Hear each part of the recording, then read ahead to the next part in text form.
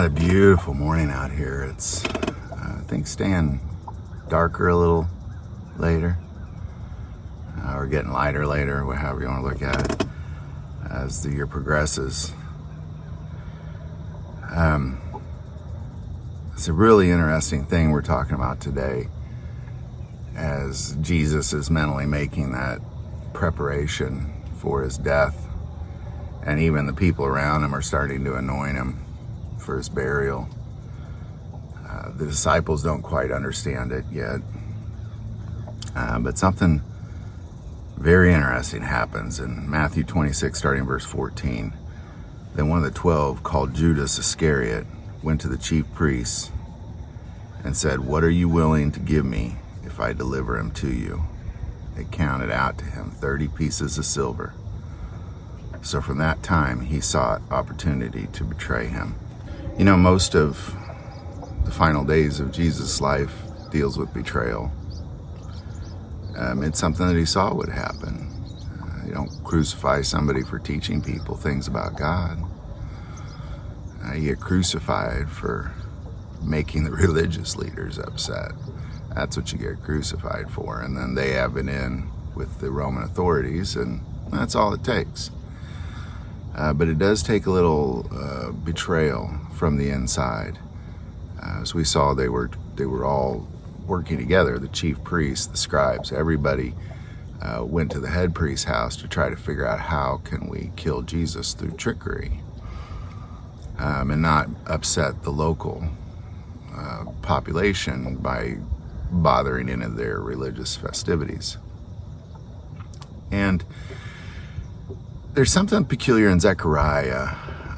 Zechariah was one of the last prophets, and there's something that he says very peculiar. So it was broken on that day. Thus the poor of the flock who were watching me knew that it was the word of the Lord.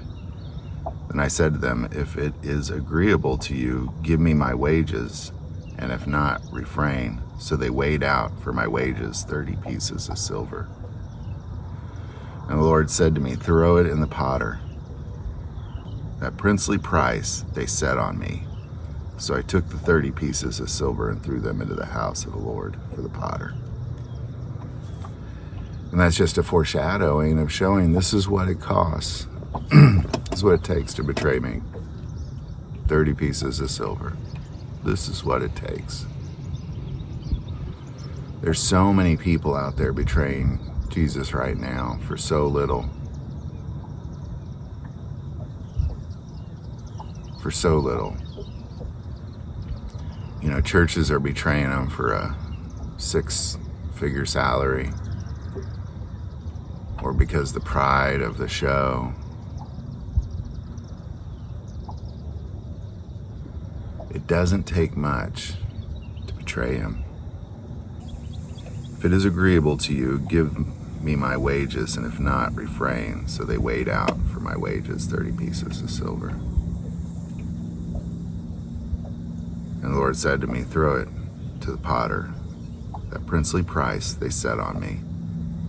So I took the 30 pieces of silver and threw them into the house of the Lord for the potter. That princely price they set on his head. 30 pieces of silver.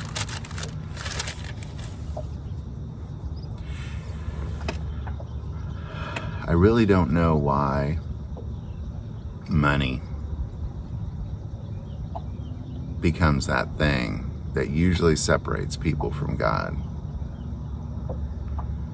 Jesus told the rich young man that he'd have to give up all that money to enter into the kingdom of heaven. And it wasn't because necessarily you can't enter into the kingdom of heaven with money. He just knows what money does to your heart. And he knows what money was doing to that man's heart. He knew his heart. And I think when it comes to money, there's a few people that get money spiritually. There's those who are willing to do satanic deeds, like Judas here, and he got his 30 pieces of silver. And then there's people who just are not of God at all. They're just not of God at all.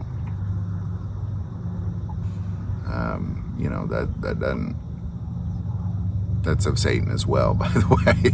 So of course he's going to let you thrive in those conditions as well. The prince of the earth. And then there's godly people who, I think a lot of them oftentimes get so easily pulled away from God that God didn't want to allow that to happen. I don't know. It's in a money lesson for sure. But what I do know, it doesn't take much to betray Jesus. 30 pieces of silver. And God even said it, hundreds of years before this Jesus was even born. Hundreds of years before he was born. 30 pieces of silver is the princely price that will put in my head. I believe, a lot of what we see Jesus go through, people don't take to heart this idea to pick up your cross and follow him. And following him sometimes means you have to stay solid. You have to stay in the Word. You have to stay in him. You have to stay devoted to him. And through that, people will betray you. And they'll turn you over as an outlaw to be crucified or beheaded or imprisoned or to receive their bounty. Because there will be bounties on your head. My intentions is to live through the end times, through tribulation, and be standing there. Might be bloody, dirty, and bruised, but be standing there in the dark when that light breaks through and Jesus returns. And I'm sure many will betray me, and they'll try to turn me over for money. And if you are a Christian, and I don't mean you call yourself Christian, but you behave like a Christian, there's going to be people turning you over too. This is a foreshadowing of what it is we can expect to happen. People that sit right next to you and eat with you. Neighbors, brothers, sisters. The Bible tells us fathers will be turning in sons. Sons will be turning in fathers. Mothers will be turning in daughters. Daughters will be turning in mothers. It's terrible. This is what it looks like. Pick up your cross and follow me. That's what Jesus said. That's kind of what it looks like in some moments. And I think we have to prepare for that betrayal because, again, a lot of people call themselves Christians. And a lot of people will be hunting you down that call themselves Christians. This betrayal. Judas was his man. Trusted him with the money. The treasurer of his group. And here he is. What do you give me? What do you give me to betray him? I mean, you got to understand that's how it'll look for you too in the end times. What do you give me to betray him? I know some Christians. What do you give me? What's the bounty on their head?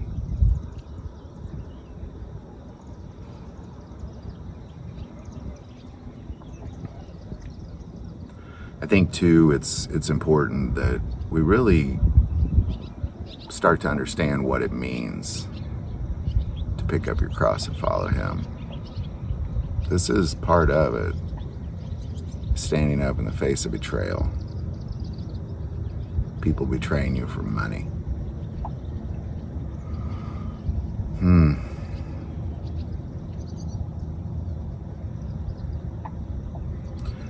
Jesus was there for a mission. Like Judas was helping him with that mission. Strangely. Betrayed him, but just pushed forth God's divine will. It's kind of an interesting thing about evil in the world, is it pushes forth God's will anyway. Always does. He uses the evil for his good. And in here he uses evil betrayal of Judas to redeem all of mankind. It's awesome. Awesome. Awesome stuff. That one of the 12, called Judas Iscariot, went to the chief priests and said, "What are you willing to give me if I deliver him to you?" And they counted out to him 30 pieces of silver. So from that time, he sought opportunity to betray him. 30 pieces of silver.